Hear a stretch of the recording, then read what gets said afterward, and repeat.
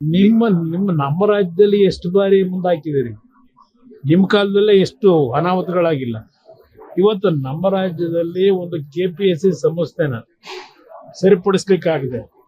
ಯಾವ ರೀತಿಯಲ್ಲಿ ಆ ಸಂಸ್ಥೆ ಬಗ್ಗೆ ಇವತ್ತು ಜನಗಳು ಮಾತನಾಡ್ತಾರೆ.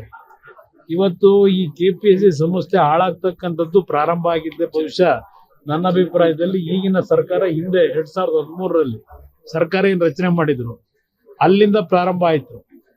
ಅವತ್ತು ಮುಖ್ಯಮಂತ್ರಿಗಳು ಹೇಳಿದ್ರು ತೊಳಿತೀವಿ ಅಂತ ಹೇಳಿ. ಯಾವ ರೀತಿ ತೊಳೆದ್ರು? ಲಕ್ಷಾಂತರ ಜನ ರೀಡು ಮಾಡಿಕೊಟ್ಟಂತ ವ್ಯಕ್ತಿನ ತಗೊಂಡು ಕೆಪಿಎಸ್ಸಿ ಚೇರ್ಮನ್ ಮಾಡಿ ಪಬ್ಲಿಕ್ ನಲ್ಲಿ ಯಾವ ಒಂದು ಪೋಸ್ಟ್ಗಳಿಗೆ ಹಣ ನಿಗದಿ ಮಾಡ್ಕೊಂಡು ಬೀದಿನಲ್ಲಿ ಚರ್ಚೆ ನಡೀತು. ಆ ವಾತಾವರಣ ತಂದಂತವ್ರು ನೀವು. ನಿಮಗೆ ಇವತ್ತು ಎಕ್ಸಾಮ್ಗಳಲ್ಲಿ ಇವತ್ತೇನು ರಾಜಸ್ಥಾನದಲ್ಲಿ ನನಗೂ ಅರ್ಥವಾಗ್ತದೆ. ರಾಜಸ್ಥಾನದಲ್ಲಿ ನೀಟ್ ಎಕ್ಸಾಮ್ ಬರೀತಕ್ಕಂಥ ಸಂದರ್ಭದಲ್ಲಿ ಸುಮಾರು 150ಕ್ಕೂ ಹೆಚ್ಚಿನ ಒಂದು ಪ್ರಶ್ನೆಗಳಿಗೆ ಏನೊಂದು ಹೊರಗಡೆ ಲೀಕ್ ಆಗಿದೆ. ಅದು ಇವತ್ತು ಚರ್ಚೆಗೇನು ಪ್ರಾರಂಭ ಆಗಿದೆ. ಹೌದು, ಒಂದೊಂದು ಬಾರಿ ಯಾರೋ ಮಾಡೋ ತಪ್ಪಿಗೆ ಸಂಪೂರ್ಣವಾದ ತಪ್ಪನ್ನ ಸರ್ಕಾರದ ಮೇಲೆ ವಹಿಸ್ಲಿಕ್ಕೆ ಆಗೋದಿಲ್ಲ.